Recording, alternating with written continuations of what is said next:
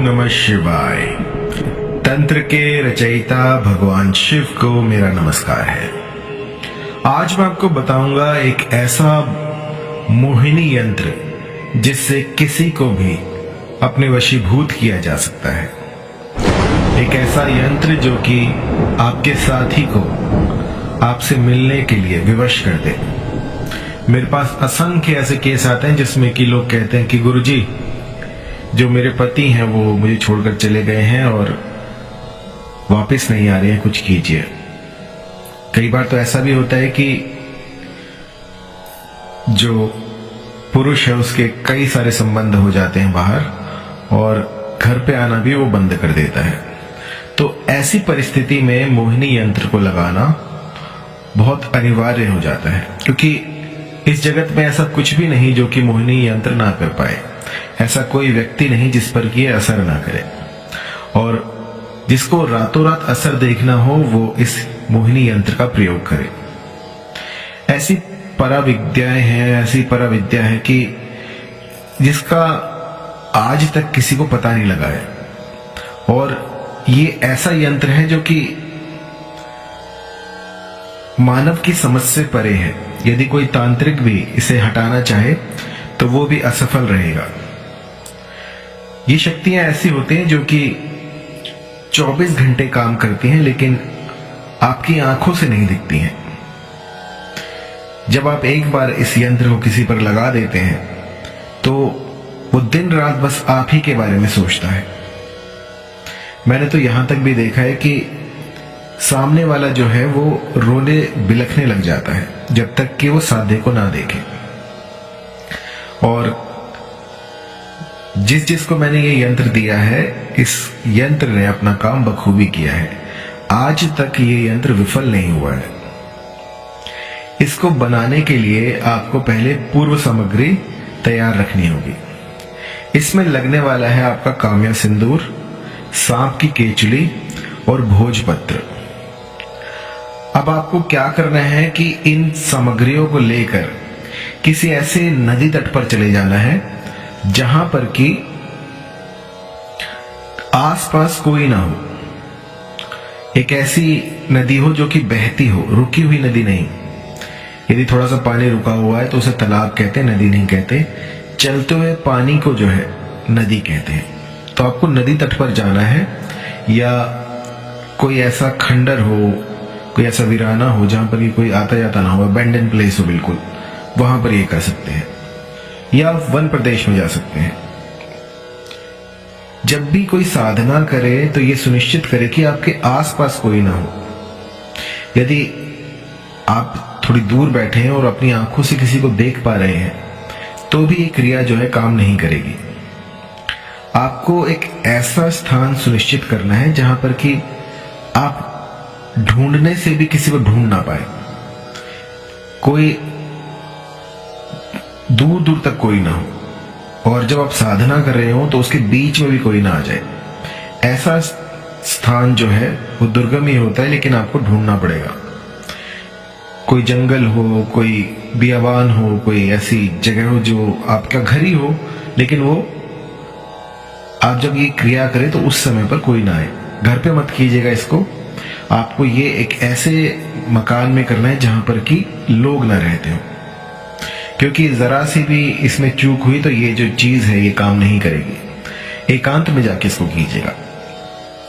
तो आपको करना क्या है कि जब ये साधना प्रारंभ करें तो 1 महीने पहले से ही अपने आप को सात्विक कर दीजिए। किसी भी तरह का मादक पदार्थ, बीड़ी, गुटखा, सिगरेट, ये सब जो है इसमें वर्जित है। सब कुछ छोड़कर आपको ये करना है। मेरे बहुत से साधक ऐसे हैं जो कि इनके आसपास भी नहीं फटकते, लेकिन कई ऐसे भी हैं जो इसका सेवन करते हैं। तो साधना में आपका शुद्ध होना बहुत अनिवार्य है।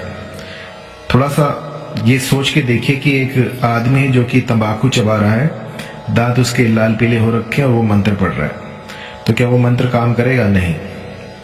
तो अपने आप को स्वच्छ रखिए, नहा धोकर कोई भी साधना कीजिएगा, तभी जाकर ये फलित होती है।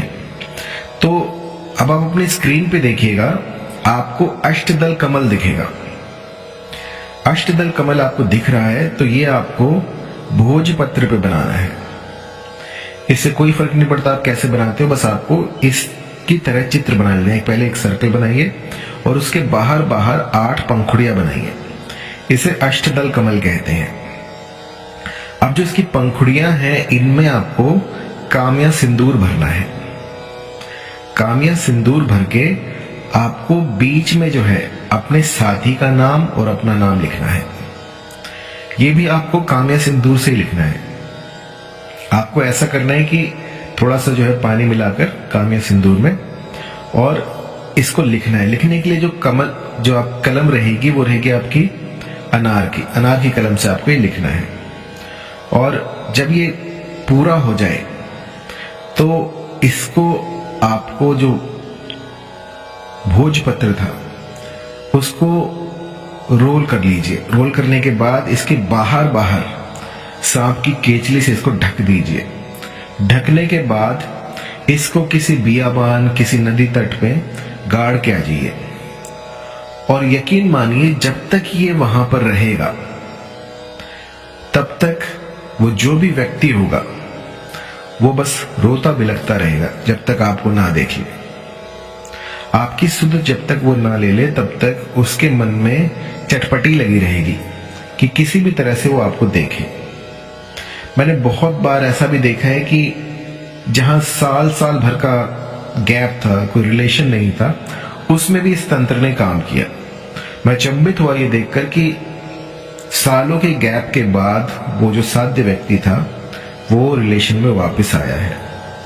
ऐसा चमत्कारी यंत्र मैंने आज तक नहीं देखा। और ये जो मेरी मोहिनी की नई बुक आ रही है उसमें इसका एक विशेष स्थान है। इसके बारे में मैंने डिटेल में बता रखा है। तो इस यंत्र की साधना के बारे में एक और बात मैं आपको बता दूं कि इसका कभी भी दुरुपयोग ना कीजिएगा। मान लीजिए आज आपने दुरुपयोग किया, इसने काम अपना बना दिया, आपका काम बना दिया, लेकिन इसके एडवर्स इफेक्ट बहुत हो जाएंगे। वो आप ही के लिए क्षतिकारक होगा। आपको जो है कुछ भी करके इसका दुरुपयोग नहीं करना है। मान लीजिए मन में सच्चा प्रेम हो और सामने वाला जो है उससे आप कहने में झिझक रहे हो, तो आप इसका प्रयोग कर सकते हैं। यदि आपका जो परिवार है वो टूट रहा हो, आपकी पत्नी जो है वो छोड़कर जा रही हो, आपके पति जो है वो दूर कहीं जा रहे हो, तो इसका प्रयोग आप कर सकते हैं। मतलब जो तंत्र है उसमें इसकी मनाही नहीं है, लेकिन इसका दुरुपयोग जो है उसकी मनाही है। किसी का अहित करने के लिए तंत्र का प्रयोग कभी ना करें। मैं जोर देकर कहना चाहूंगा कि तंत्र जो है वो मानव कल्याण के लिए बना था, और कुछ कुबुद्धि जो है वो इसको जो है ऐसी कृत में लगाते हैं तो वो ठीक नहीं है, उससे आप ही का नुकसान है। तो ये जो यंत्र मैं आज आपको दे रहा हूं इसका सदुपयोग करें, अपने परिवार को बचाएं या फिर अपनी जो भी कामना हो उसकी पूर्ति करें।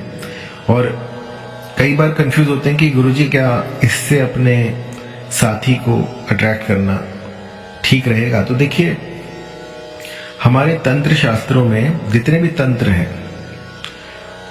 वो स्वयं महादेव ने बताए हैं, और ये जो है ये इसीलिए बताए गए थे कि यदि कोई ऐसी परेशानी आए तो हम इन तंत्रों का प्रयोग कर सकते हैं।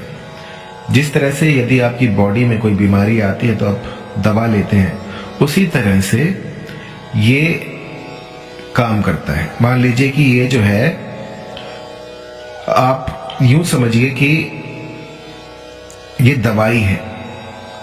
आप बीमार पड़े हैं और आपको चाहिए तो ये जो है इसको दवाई की तरह प्रयोग कर सकते हैं।